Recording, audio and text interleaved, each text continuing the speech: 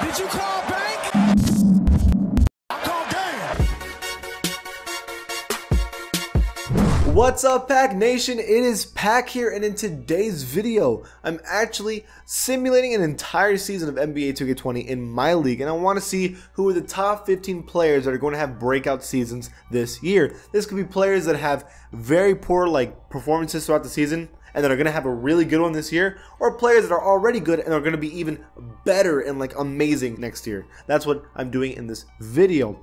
Before this video starts, be an OG, join the Pack Nation, and subscribe. Let's get this video started. Now at number 15, it is Kristaps Porzingis, the trader. Now Kristaps Porzingis now is on the Mavericks, 87 overall, and is on this amazing team. They have Dennis Schroeder, so there's some players are traded or added in because I simulated a whole season. Ignore that. It's going to be a team with Luka Doncic, JJ Barea, Tim Hardaway Jr. Here's the thing about Porzingis. He leaves the Knicks to go to the Mavericks. He made a whole show about it. Also, he literally threatens the Knicks saying, I'm going to leave to another country if you don't trade me now. So they trade him to the Mavericks.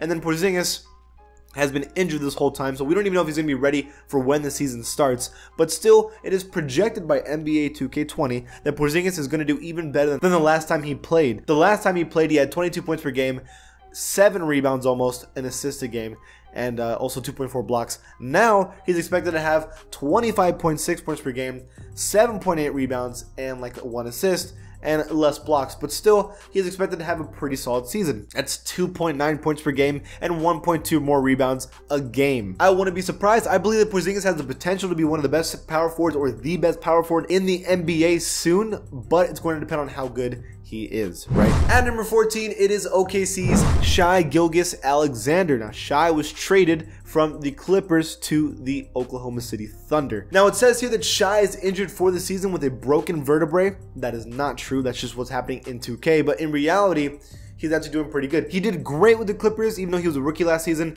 And honestly, he looked pretty dang good for the amount of time he's played. Last year, he had 10.8 points per game, 2.8 rebounds, and 3.3 assists. Now he's going to get 13 points per game, almost the same rebounds, and then 5.3 assists a game. Now, Chris Paul is a starting point guard on the Oklahoma City Thunder, but they think he's going to get traded eventually, so Shai might have his moment to be able to shine and be the starter for the team. Now, at number 13, it is Collin Sexton. Now, Collin Sexton is on the Cavaliers and has been the best player more or less last season, but he's expected to be the undisputed best player of the Cavs this year. Now, again, in the game, it says he's injured, but he's not actually injured.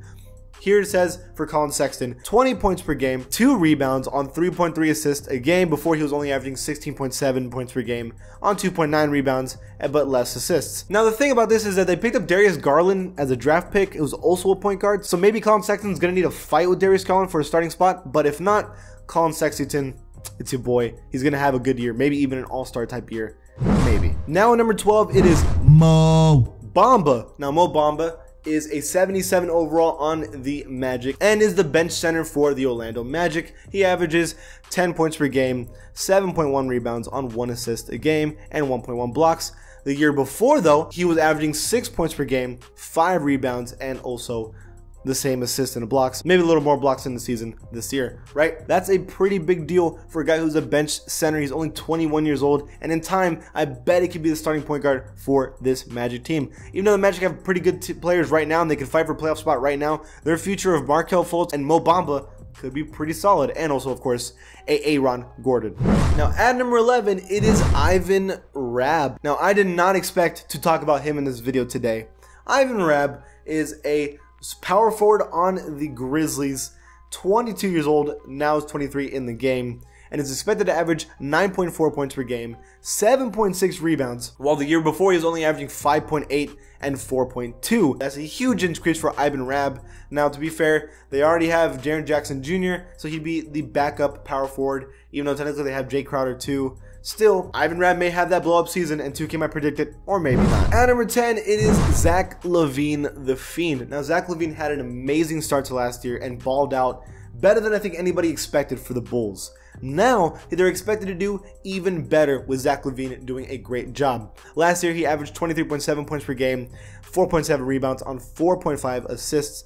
And even though his assists and rebounds go down, his field goal percentage goes up a pretty good amount, and then his points per game go up crazy, 27.4 points per game. Zach LaVine is going to be one of the best scoring players in the world, expected at least. Now, Tracy McGrady kind of had one of those seasons with the Magic where he averaged like 30 something. Maybe this is going to be like Zach LaVine's thing where it's not a great team, but he's balling out. Maybe. Now at number 9, another player on the Thunder who also happens to be injured, Steven Adams. Now, he's not injured in real life, but in the game they injured him. He is the center for the Oklahoma City Thunder, and he's been increasing and getting better every single year, in my opinion. He's been doing really solid every year, getting better. He's only 26 years old. Well, he's 25, turning 26. Like, Steven Adams is raw. Last year, Steven Adams averaged 13.9 points per game, 9.5 rebounds on 1.5 assists. Now he's going to average, apparently, 17.9 points per game, 10.6 rebounds, on 1.2 assists a game with 1.4 blocks. That's actually really good defense for him. On ridiculous field goal percentage, by the way. Steven Adams is expected to go up and get even better and will be one of the better centers in the NBA next season. Now at number 8, another player I didn't expect to be on this list, Dion Waiters, Waiters Island. Dion Waiters is expected to average 16 points per game, 2.5 rebounds and 2.8 assists a game. Assists and rebounds are pretty much the same as last year, but the points, 4.3 more points per game than the year before on much better field goal percentage. Dion Waiters is going to be 28 that time in his prime. It is Waiters Island time. We have seen flashes of Dion Waiters being a baller, and they think it's going to happen this year.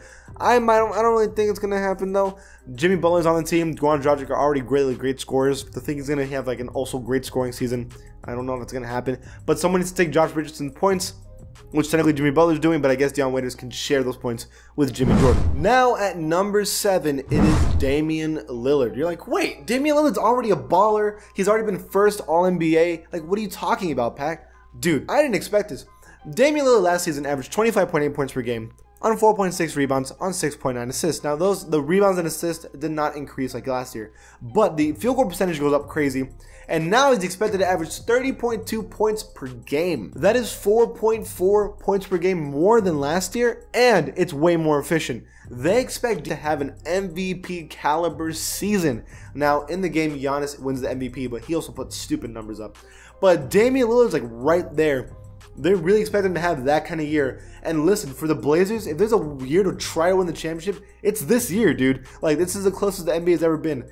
Damian Lillard and the Blazers need to go for it. And that's why they think Damian Lillard's going to have an MVP season. And I agree. Now at number 6, it is Kyrie Irving. Now, Uncle Drew, last year, actually did not have a great season. He had a normal season compared to what he usually has. A lot more assists than usual. 6.9 assists, 5 rebounds, 23.8 points per game. But he is expected to go off in Brooklyn next year with 29.1 points per game, 5 rebounds, 5.2 assists. So the rebounds and assists go down, but the points, I mean, 55% field goal percentage, 46% three. That's unheard of field goal percentage for a guard like him. With crazy shooting, I wouldn't say these are MVP numbers, but they're like pretty close, dude. And that's especially without Kevin Durant. Kyrie Irving is raw, and he's stepping into the Brooklyn team.